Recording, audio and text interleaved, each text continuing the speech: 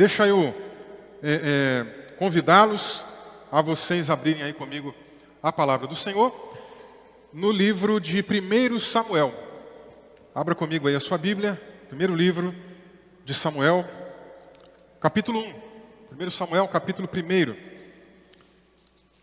Nós estaremos nesta manhã meditando sobre o seguinte tema: pontos de vista sobre uma mulher chamada Ana.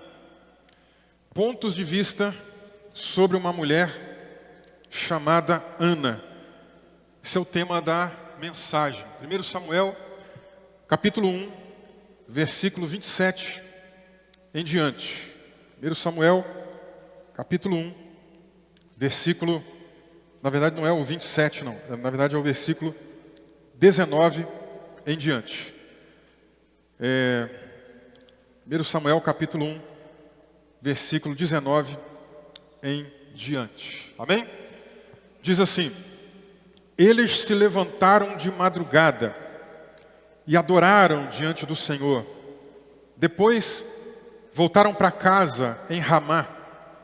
Eucana teve relações com sua esposa Ana, e o Senhor se lembrou dela. Ana ficou grávida e, passado o devido tempo, teve um filho, a quem deu o nome de Samuel, pois dizia: do Senhor o pedi. Eucana, seu marido, foi com toda a sua casa para oferecer ao Senhor o sacrifício anual e para cumprir o seu voto. Ana, porém, não foi. Ela disse ao seu marido: quando o menino for desmamado, eu o levarei para ser apresentado ao Senhor, para lá ficar para sempre. Eucana, seu marido, respondeu: faça o que achar melhor. Fique aqui até desmamá-lo, e que o Senhor confirme a promessa que você fez. Assim, Ana ficou em casa e amamentou o filho, até que o desmamou. Depois de o ter desmamado, ela o levou consigo com um novilho de 3 anos, uma medida de farinha e um odre de vinho, e o apresentou à casa do Senhor, em Siló. O menino ainda era muito pequeno. Depois de terem sacrificado o novilho, levaram o menino a Eli, e Ana disse: ah, meu senhor, tão certo como você vive, eu sou aquela mulher que esteve aqui ao seu lado, orando ao Senhor. Era por este menino que eu orava, e o Senhor Deus me concedeu o pedido que eu fiz. Por isso, também o entrego ao Senhor. Por todos os dias que viver, será dedicado ao Senhor. E ali, eles adoraram ao Senhor. Feche os seus olhos comigo, vamos orar. Senhor, obrigado, Pai, pela presença do Senhor aqui no nosso meio. É muito bom, Pai, poder estarmos na Tua presença, desfrutar desse banquete espiritual que o Senhor sempre nos concede. Obrigado, meu Pai, pela presença de cada um dos irmãos, das pessoas que nos acompanham na transmissão. Obrigado, meu Pai, por este tempo preparado pelo Senhor, pelo dia que o Senhor fez. Nós queremos apresentar diante do Senhor neste momento a nossa vida, esta palavra que foi lida, e pedimos, ó Pai, fala ao nosso coração. Derrama o Teu poder, Teu Espírito, e nos orienta, nos ilumina, nos enche de poder e graça neste dia. Assim oramos e assim agradecemos a Ti, no nome santo de Jesus Cristo, nosso Senhor e Salvador. Amém e amém. Amém, igreja? Como eu já adiantei para vocês, então, nessa manhã, nós vamos meditar sobre esse tema: pontos de vista sobre uma mulher chamada Ana. Por que pontos de vista?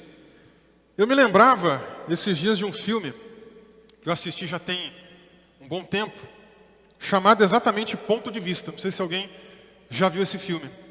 É um filme com um dos meus atores prediletos, o Forest Whitaker. Não sei se alguém o conhece, é um dos atores que eu mais gosto. Tem muitos outros que eu gosto, mas esse também é um dos que eu mais gosto de acompanhar. Não só com ele, né? O filme também é estrelado pelo Dennis Quaid, um ator um pouco mais antigo, famoso há mais tempo, e o Matthew Fox. Pontos de vista. Esse filme narra ali um momento em que o presidente dos Estados Unidos está em algum evento público e há um atentado contra ele. Alguém atira contra o presidente e depois os policiais começam a investigar o que aconteceu. E nisso a trama do filme vai seguindo diretamente a partir de pontos de vista mesmo. Por isso que o filme se chama assim. Então, eles vão entrevistando algumas pessoas, verificando, interrogando quem estava mais próximo. E no final das contas, ao todo, 8 pessoas presentes são interrogadas, né? São analisadas no seu discurso. E aí o que você imagina que aconteceu de um ponto de vista, não necessariamente é verdade. Aí você vai no outro, não necessariamente é verdade. Você vai no outro, não necessariamente é verdade. Aí o Forest Whitaker é um cara que está andando por ali de turista e consegue filmar um pouco do atentado, né? E isso ajuda a resolver o dilema. Então, é um filme interessante, né? Vários pontos de vista sobre um único evento. E lendo esse texto de Ana, não só o texto que a gente leu, mas o capítulo 1 todinho, eu não quis ler o texto inteiro, né? Para não ficar tão extensa aqui a leitura, mas você pode e deve fazer isso na sua casa. Eu percebi que tem algo parecido. Tem muitos pontos de vista sobre esta mulher. E eu gostaria de refletir com você a respeito de algum deles. A nossa vida também é assim. Tem pessoas que nos julgam, nos observam. Tem gente que gosta de nós, tem gente que não gosta de nós. Tem gente que às vezes tem um ponto de vista errado, ou talvez certo. Então, muitas das coisas dependem às vezes do ângulo que as pessoas enxergam de nós. Talvez por não nos acompanhar, talvez por não estar próximas o suficiente. Elas imaginam coisas que não são verdade, ou pelo menos não verdade total. E a vida de Ana representa um pouco disso. O texto bíblico, primeiramente, nos apresenta aqui o seu marido. Um homem que no primeiro versículo é mencionado como sendo um efraimita. Ou seja, alguém da tribo de Efraim. Mas na verdade, se nós formos lá para o livro de Crônicas e pegarmos ali toda a genealogia, a gente vai ver que ele também era um levita. Era um levita efraimita. Que os levitas, como não tinham uma terra de herança, eles estavam espalhados pelo território de Israel. Então, nesse caso, um levita, um sacerdote, mas que exercia o seu ofício na terra de Efraim. E isso nos ajuda a explicar muitas coisas, né? Depois inclusive sobre Samuel, que exerce também o ofício sacerdotal. Eucana, o marido de Ana, tem um nome que significa então Deus possuiu, Deus criou. Um nome bonito, não que o nome tenha algum valor no que diz respeito à sua atitude, à sua vida, a como você vive, mas um nome bonito, que aponta para o desejo dos pais de ver realmente ali esta criança seguindo nos caminhos de Deus. É um homem que, de acordo com a narrativa bíblica, amava sua esposa. Aqui no primeiro capítulo, ainda no versículo 2 em diante, diz assim: Eucana tinha 2 mulheres, uma se chamava Ana e a outra se chamava Penina. Penina tinha filhos, Ana, porém, não tinha.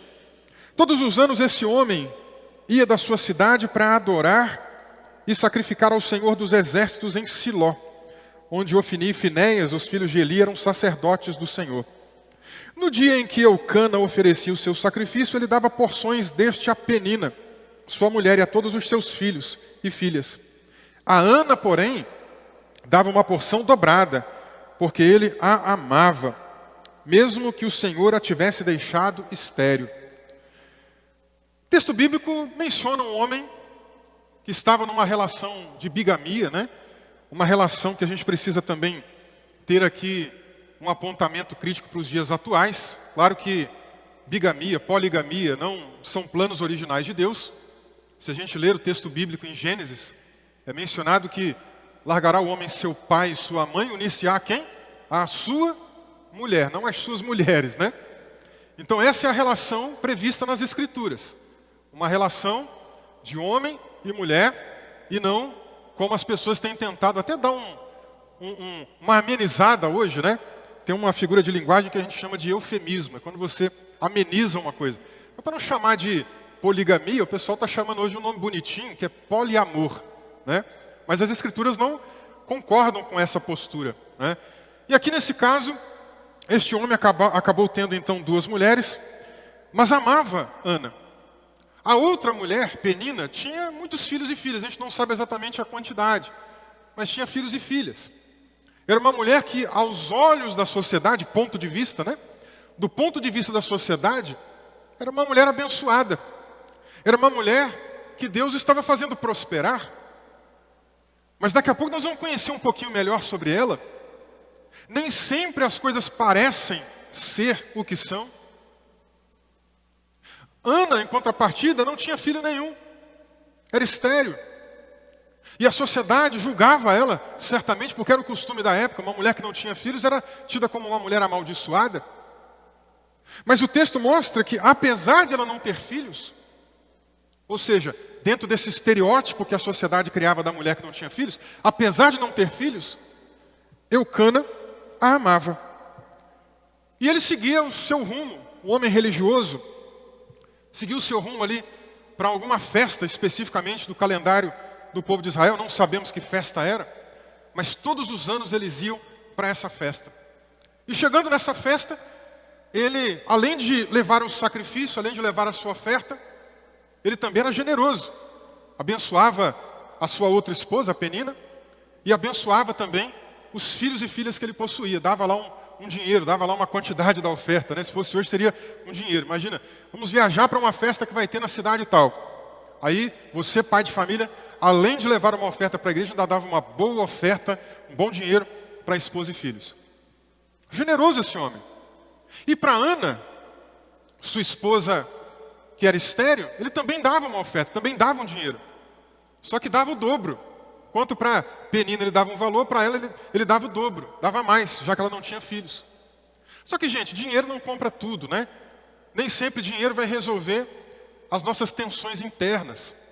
Talvez, na sua boa vontade, o Eucana estivesse pensando: não, eu amo a minha esposa, eu estou sendo um marido generoso, bondoso, amando, cuidando, suprindo as necessidades. Mas você, marido, converse um pouquinho com a sua esposa.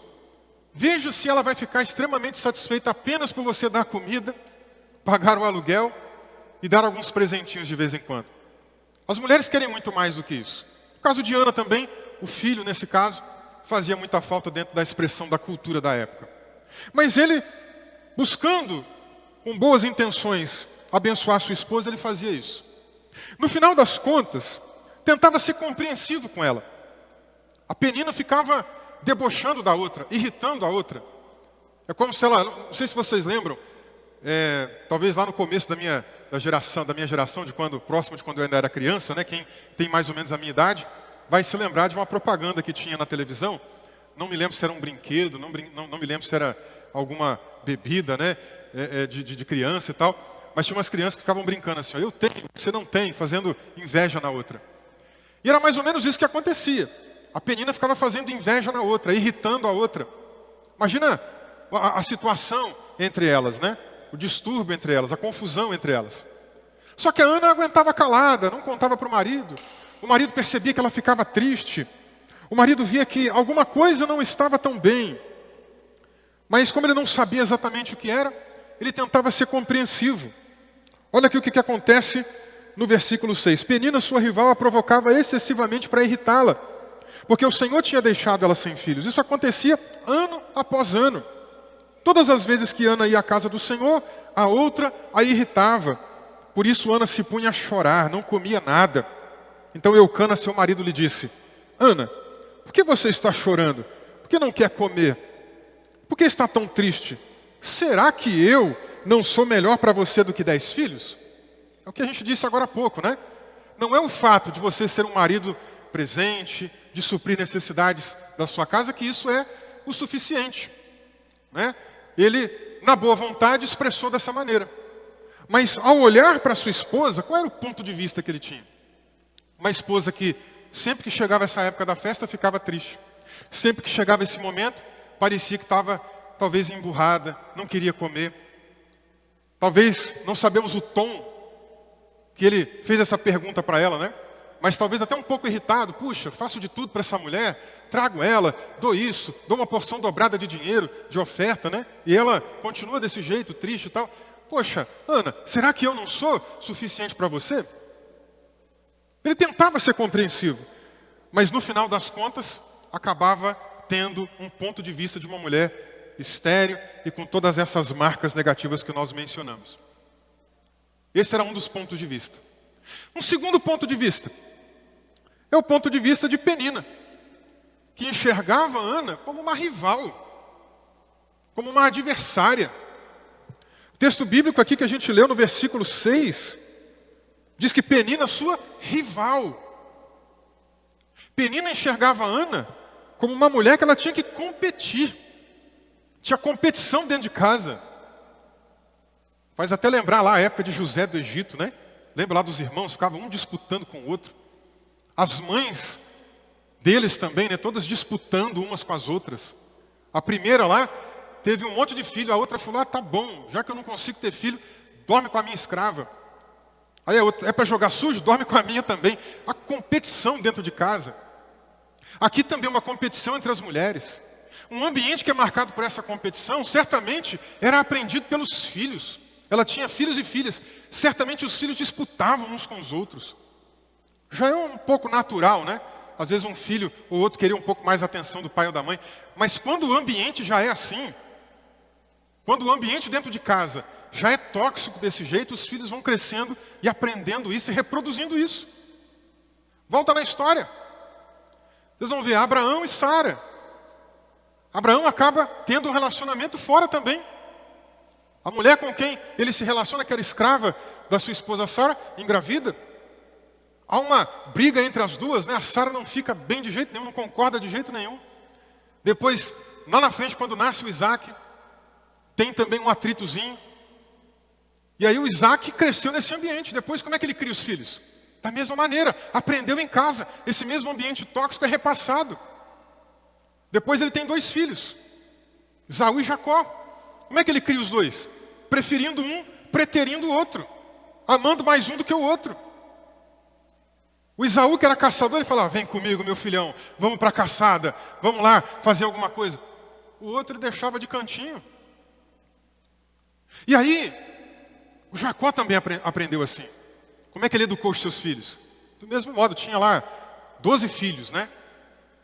Sem contar ainda o Benjamim, porque tinha uma moça também. Mas quem ele amava mais? O mais novo, o José. Depois veio o Benjamim. Aí passou a amar mais o Benjamim do que a todos, né? Quando o José foi levado embora. E ele nem sabia o que tinha acontecido. Veja, ambiente tóxico se reproduzindo. Os filhos aprendendo, reproduzindo tudo isso. Irmãos, a gente não precisa repetir os mesmos erros que os nossos pais, avós e outras pessoas lá de trás cometeram, não. Há um ditado, poderia ser bem um provérbio bíblico, que menciona assim, o inteligente aprende com os próprios erros, mas o sábio aprende com os erros dos outros. Será que você precisa ficar errando para aprender? Será que a gente não pode tirar lições com essas pessoas da Bíblia, essas personagens aqui das Escrituras, com os erros que elas cometeram? Será que a gente não pode aprender com quem veio antes da gente? Aí a gente vai cometer outros erros, né? Mas a gente vai aprender também com esses erros que a gente vai cometer e consertá-los. Mas será que a gente precisa ficar reproduzindo os mesmos erros? Não tem necessidade disso. Você pode dar um basta nisso. Você pode pensar em ser diferente. Não, pastor, mas é o meu temperamento, eu sou assim mesmo. Eu sou caladinho, não falo nada. Não, eu sou explosivo, eu falo tudo. Não, você pode dar um basta nisso a partir de hoje. Pode começar a pensar diferente. Muita coisa depende um pouquinho de você também. Se submeta à graça de Deus, se submeta aos pés de Cristo. Peça Ele para te ajudar. A dificuldade que você está tendo de vencer, seja um problema do seu temperamento, seja alguma questão da sua relação, coloque aos pés do Senhor. Deus pode te ajudar a vencer isso. Aliás, Ele é o maior interessado em te ajudar a vencer isso. Essa mulher, então, que tinha um nome, um significado até bonito, uma joia. Penina significa joia. Mas que joia estranha, né? Vivia a provocar a outra. Enxergava a outra como uma rival. Provavelmente a maneira como ela ficava provocando é aquilo que eu disse. Não, eu tenho, você não tem. Alguma coisa do tipo. Talvez lançando piadinha, dizendo, eu sou abençoada. E aí, para quem sabe ler, um pingo é letra, como a gente disse. A outra já entendia a provocação. Ela está dizendo que eu não sou abençoada. Não sabemos exatamente como acontecia. Mas, gente, não era uma vez. O texto bíblico diz aqui, no versículo 6, que ela provocava excessivamente. Sabe aquela provocação? A gente que tem irmão, né? A gente que é casado, a gente de vez em quando faz uma brincadeirinha, dá aquela provocada, né? Aí você já sabe mais ou menos o que deixa a outra pessoa irritada, né? Você faz uma piadinha. Não, ela fazia excessivamente. Ela tinha realmente a intenção maligna de gerar discórdia, gente. O texto continua dizendo que ela fazia isso para irritar. A motivação não era como eu disse aqui agora da gente de vez em quando brincar, sabe? Você pega no pé com um irmão, com uma irmã, pega no pé da esposa, do marido, faz uma brincadeira. Não, não era com essa motivação. A motivação era irritar, era provocar ira. Era fazer a outra pessoa se sentir mal. Essa mulher era má. Que eu disse, né?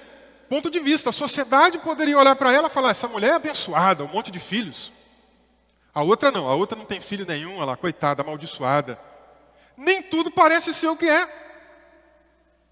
Enquanto alguns tinham um ponto de vista errado sobre essa mulher, Deus está vendo tudo o que acontece.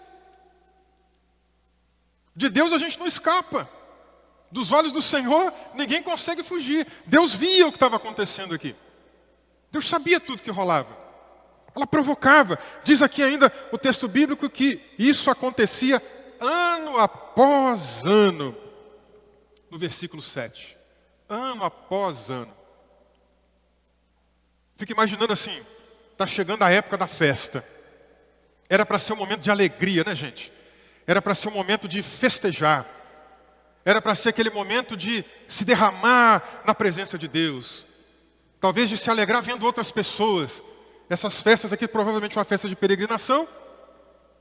Devia ser aquele momento que a gente encontrava com familiares, com amigos da infância, com gente que a gente não via há muito tempo. Se imagine naquele tempo lá. Você espera o ano todo para isso. Para chegar lá, tudo bem, minha irmã? Meu irmão, como é que você vai? Olha, seu filho cresceu, hein? Olha que bênção, a sua família como é que está agora? Rapaz, Deus te abençoou. Estou vendo aí que você está crescendo profissionalmente, olha o que Deus está fazendo. De repente um outro mencionava, olha, eu passei uma luta, puxa vida, vamos orar pela sua vida, que Deus abençoe você. Sabe, momentos como esse. Mas imagine, ia chegando próximo da data da festa, a Ana já sabia como é que ia ser. Tempo de perturbação. Ao invés dela ficar ansiosa e alegre porque está chegando a festa, ela ficava o oposto. O coração devia até bater mais forte, devia dar um frio na barriga. Ela devia lembrar, meu Deus, semana que vem já é aquela festa. Semana que vem eu vou ter que encontrar com aquela mulher de perto, vou ter que andar pertinho dela, e ela me provocando, ela falando aquelas coisas comigo. Imagine o sofrimento que devia ser para ela, a angústia que devia ser para ela. Situação difícil. E sem contar as comparações. Porque a Penina se comparava. A sociedade comparava. Quer uma dica para você aqui também nas suas relações pessoais? Evite comparações. Se tem uma coisa que prejudica muitas relações, de pai para filho, de mãe para filho, de marido para esposa, de esposa para marido, são comparações. Você ficar assim, fulano de tal é assim, fulano de tal faz aquilo, fulana é de tal maneira. Cuidado com essas comparações. Cada um é único, cada um tem a sua individualidade. Então a gente tem que ter um pouco mais de sabedoria nisso. Ana se sentia frustrada. Comparações que às vezes a magoavam, feriam, deixavam ela com o coração aflito. Então, de um primeiro ponto de vista, temos uma mulher estéril. De um segundo ponto de vista, temos Ana como uma rival. De um terceiro ponto de vista agora, de um homem da religião. Ana também não foi vista, pelo menos a princípio, como uma coisa muito boa, não. Vamos ver agora o ponto de vista de Eli, o sacerdote. Aqui nos versículos 13 e 14 do capítulo 1, nós lemos assim: Porque Ana só falava em seu coração.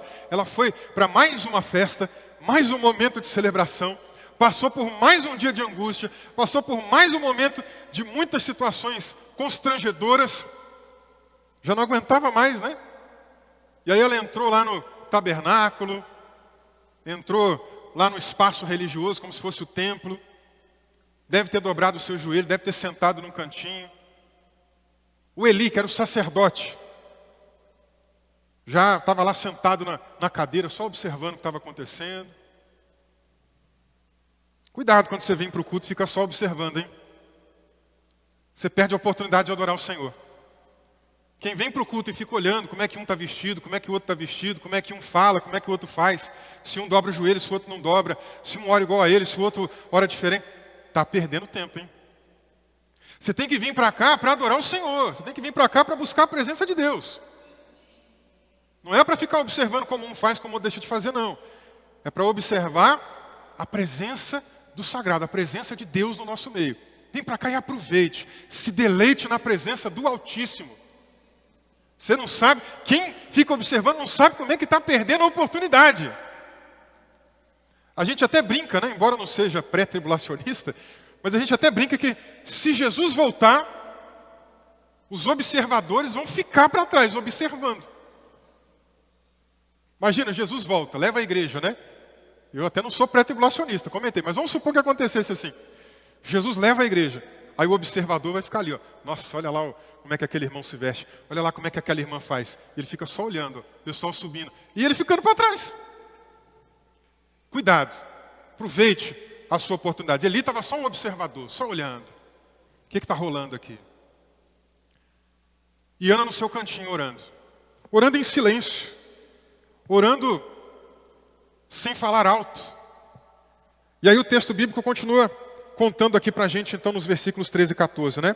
Seus lábios não se moviam, porém não se ouvia voz nenhuma. Por isso Eli pensou o quê? Que ela estava embriagada.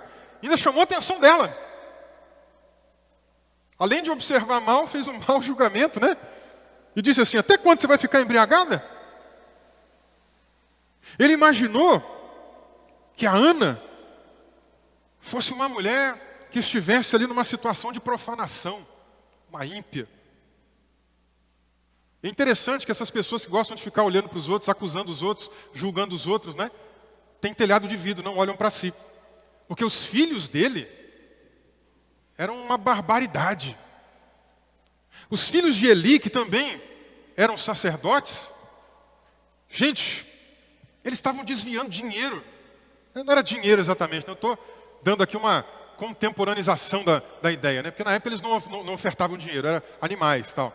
Mas eles desviavam das ofertas, da carne.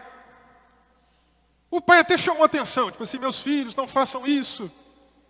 Aí eu leio aqui o livro de 1 Samuel e vejo Deus chamando a atenção de Eli, dizendo, você não chamou a atenção dos seus filhos. Mas não é só o chamar a atenção de meus filhos, não façam isso. Sabe o quê? Sabe o que rolava? O texto comenta aqui pra gente que o Eli acabava depois participando de tudo. Ele não desviava. Mas imagine a cena. Olha lá os filhos fazendo um churrasco. Aí o pai chega, ô meus filhos, por que vocês pegaram carne lá do altar? Por que vocês desviaram comida de lá? Ô pai, desculpa aí, mas ó, vem cá, come um churrasquinho com a gente aqui. Aí pegava lá, ô meus filhos, não faça isso mais não. Acabava sendo conivente. Os filhos, além de desviar recurso, levavam prostitutas para dentro do espaço sagrado, gente. Que loucura, né? Já pensou? Levar prostitutas para dentro do tabernáculo, como se fosse o templo. Imagina. E o pai, conivente. Telhado de vidro. Para acusar o outro, ele foi perspicaz, foi rápido. Mais ligeiro que uma gazela. Não perdeu tempo. Assim geralmente são os julgadores, né? Eu já comentei que esse talvez seja um dos maiores pecados cometidos pelos crentes. Eita raça que gosta de julgar os outros, né? A gente tem que tomar mais cuidado, tem que vigiar mais, irmãos. E o que acontece aqui? Ele está pronto para julgar. Essa mulher está bêbada. Que é isso, mulher? Até quando você vai ficar entrando aqui embriagada, bêbada, desse jeito? Aí a mulher, não, calma, meu senhor, não estou bêbada, não. É que eu estou muito angustiada, muito atribulada. Eu estava orando em silêncio. Ah, não, então tudo bem, então tudo bem. Desculpa aí a vergonha que eu passei, né? Que Deus abençoe aí o propósito de oração seu. Vá em paz, Deus te abençoe e etc. Eli era esse cara. O nome dele significa ascensão. Mas parece até piada. Eli não está em ascendência, ele está em descendência. Eli só está caindo. Eli só está indo para o fundo do poço. Você lê aqui, continua lendo capítulo 2, capítulo 3. Você só vai se surpreender negativamente com Eli. Eli só faz coisa errada. Além de não repreender os filhos, deixava o candelabro se apagar, a lâmpada lá no tabernáculo, né, que era o dever do sacerdote manter aceso continuamente. Isso refletia sua espiritualidade.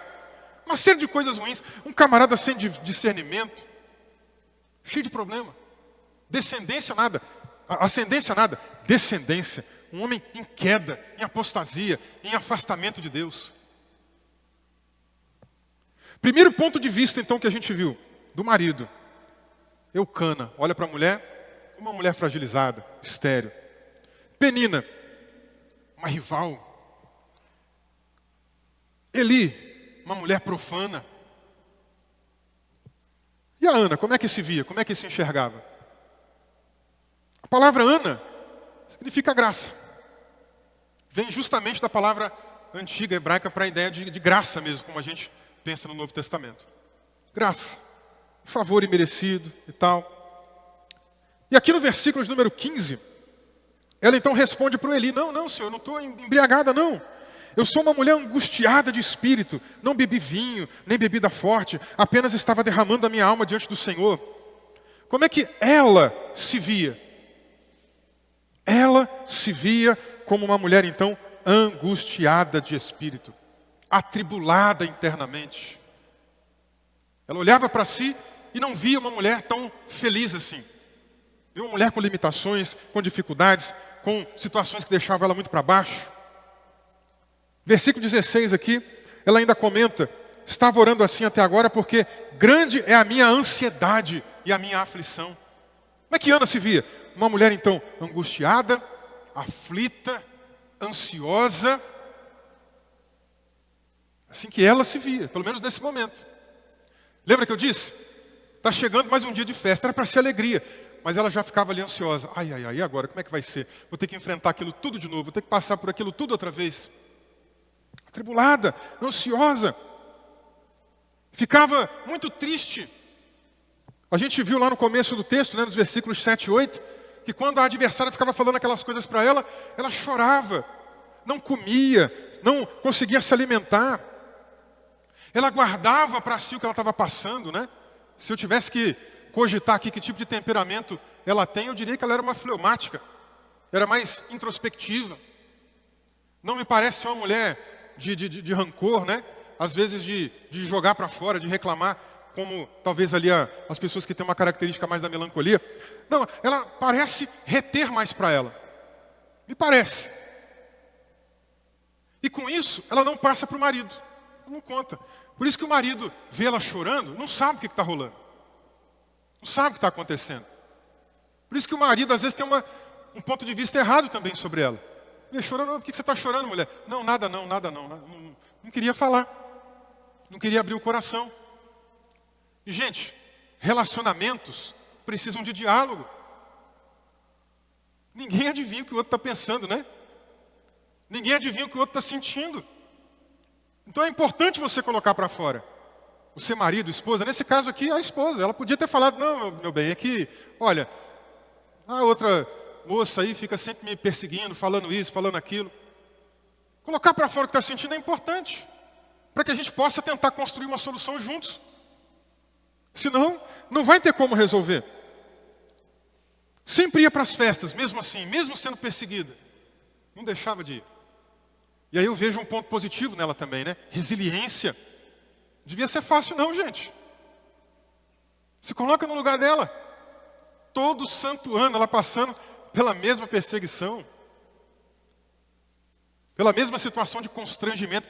Quem é que gosta de ser constrangido? Ninguém. Hoje a gente dá um nome até mais bonitinho para isso aqui. Assédio moral. Ela era assediada o tempo todo. Mas ia. Ao invés de ela ficar se vitimizando, sabe? Hoje em dia também tem muito isso, né? A pessoa passa o negócio, já vai para a rede social. Já vai para Instagram, Facebook. Ah, porque aconteceu aqui uma injustiça. E pá, e joga lá o que está acontecendo. Não, irmãos. Para de ficar jogando para o público tudo que você está passando. Tem gente que está doido para ver você passar por sofrimento mesmo. Fala com os seus ali, com gente que de fato é da sua confiança. Mas mais importante, fale com Deus. Ana não ficou se vitimizando. Ana não ficou fazendo fofoquinha. Olha, porque a Penina isso e aquilo. Não foi para o outro, porque isso e aquilo. Não, ela dobrou o joelho na presença de Deus, orou, falou com o Senhor o que estava deixando seu coração amargurado e pediu socorro àquele que pode nos socorrer, irmãos. É lá que a gente tem que ir. Aos pés de Cristo, na cruz do Senhor, amém? Para de procurar pessoas erradas. Para de falar com as pessoas erradas. Talvez tem coisa que você está passando de tribulação, você vai contar para um colega de trabalho, vai contar para uma outra pessoa da família, ou até da igreja, e a pessoa não vai ficar infeliz de ver você passando por aquilo. Cuidado, seja mais seletivo, conheça melhor as pessoas. Jesus diz para a gente ser manso como a pomba, mas também para ser astuto como a serpente. A gente tem que ter mais inteligência. Tem que saber para que a gente conta as coisas, não é sair falando para todo mundo.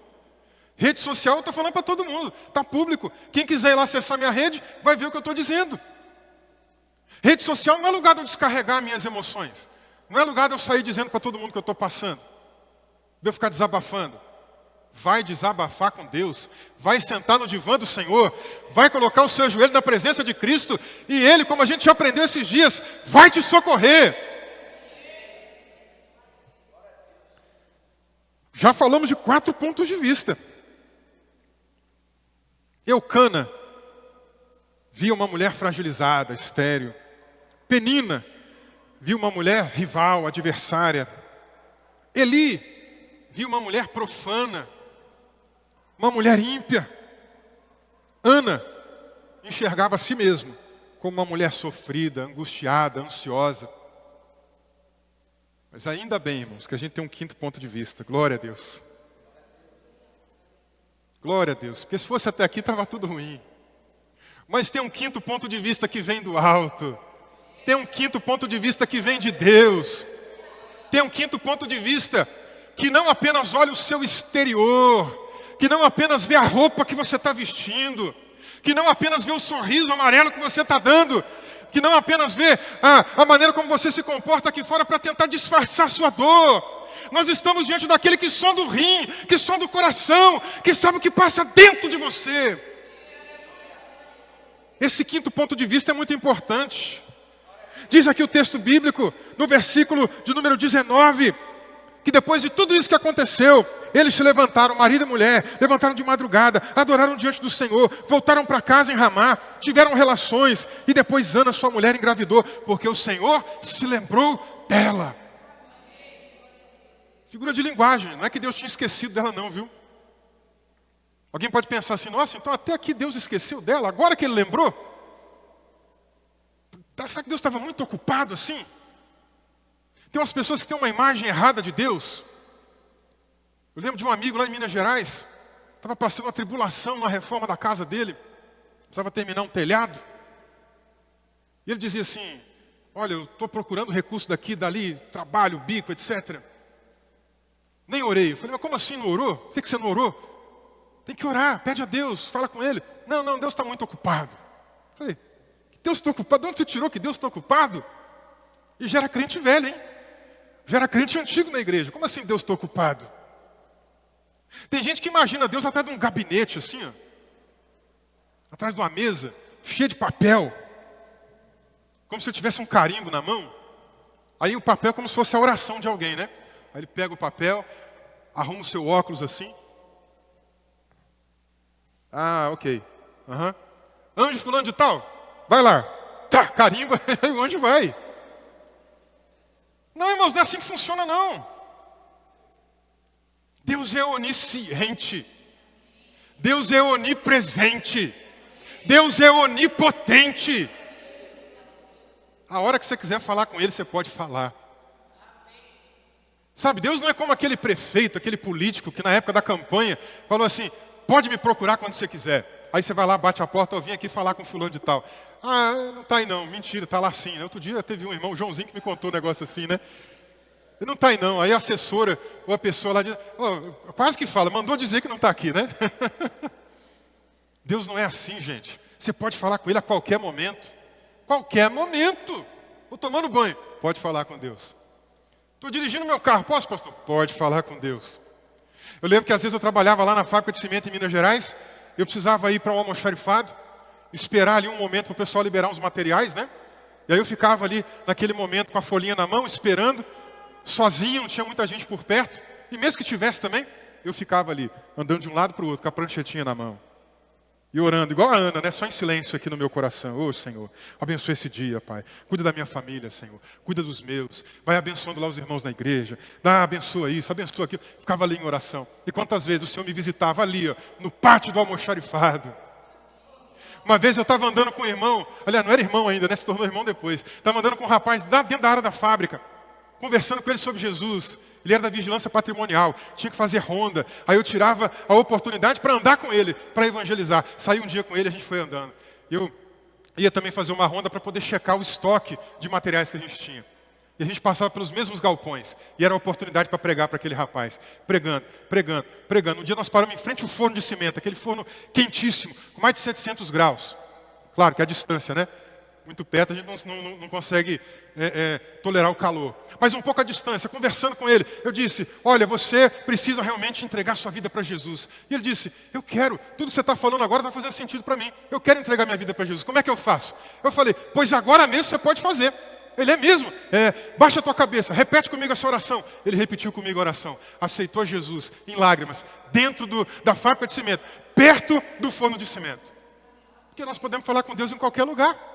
Jesus falou com a mulher samaritana, mulher, a hora vem, a hora já chegou, em que os verdadeiros adoradores adorarão ao Pai em espírito e em verdade. Porque não tem mais lugar específico para adorar. Não é nesse templo, não é em Jerusalém, é em qualquer lugar que você estiver. A presença de Deus pode tocar na tua vida também.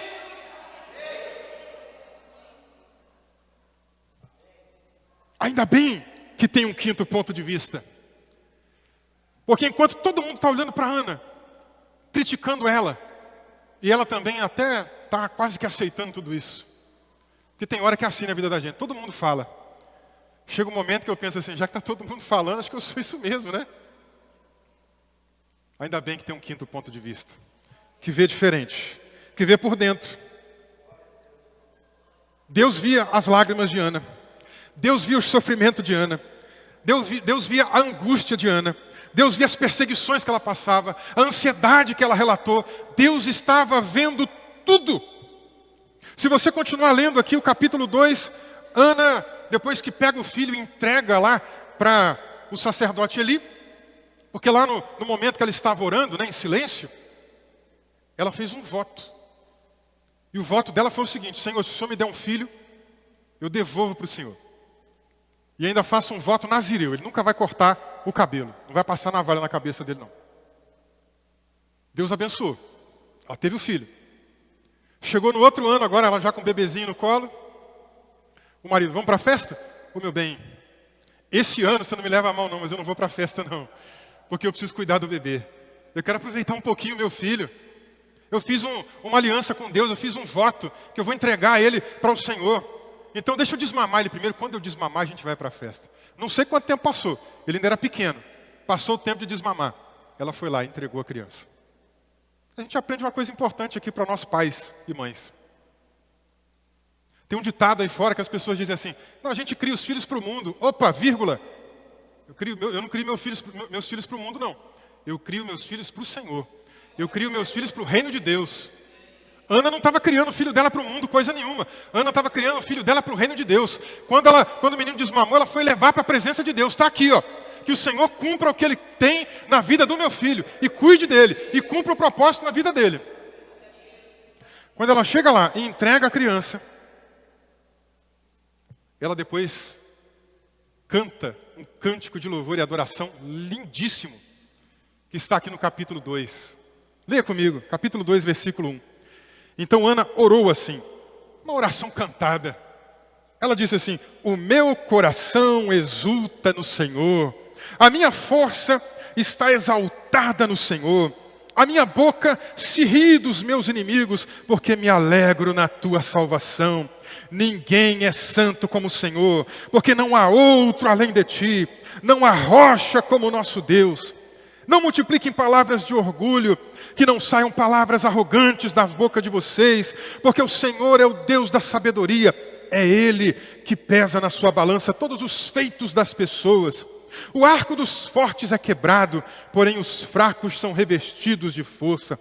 Os que antes estavam fartos, hoje trabalham pela comida, mas os que andavam famintos não têm mais fome. Até a estéril tem 7 filhos, e a que tinha muitos filhos perde o vigor. O Senhor é quem tira a vida e quem dá. Ele faz descer à sepultura e faz subir. O Senhor empobrece e enriquece, humilha e também exalta. Levanta o pobre do pó e tira o necessitado do monte de lixo, para fazer assentar ao lado de príncipes, para herdar o trono de glória. Porque do Senhor são as colunas da terra. Ele firmou o mundo sobre elas. Ele guarda os pés dos seus santos, mas os perversos emudecem nas trevas da morte. Porque o homem não prevalece pela força. O Senhor destrói os seus inimigos, dos céus troveja contra eles. O Senhor julga as extremidades da terra, dá força ao seu rei, exalta o poder do seu ungido. E depois disso Eucana voltou para sua casa em Ramá, mas o menino ficou servindo ao Senhor diante do sacerdote ali.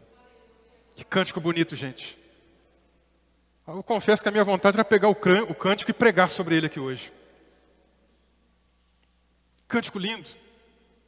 Nesse cântico ela reconhece, Deus está vendo tudo. Deus é que pesa na balança as nossas obras. Ele está vendo tudo. Nada escapa. Ela estava consciente que Deus viu cada lágrima que ela derramou. Cada situação que ela guardou para si. Deus também tem visto a tua vida. E nessa manhã eu quero te convidar a orar comigo. Como é que você entrou aqui nessa manhã, hein? Exultante, alegre. Glória a Deus se foi assim. Você não perdeu nada, só ganhou. Ah, pastor, mas eu cheguei aqui aflito, como Ana. Eu cheguei aqui angustiada, como Ana. Eu cheguei aqui também ansiosa, como Ana. Sem saber como é que vai ser amanhã, como é que vai ser o mês que vem, como é que vai ser os próximos dias. Cheguei aqui também com muita tribulação no meu coração. Ah, meus irmãos e minhas irmãs. O Deus que pesa tudo na balança e que tudo vê, está presente aqui conosco.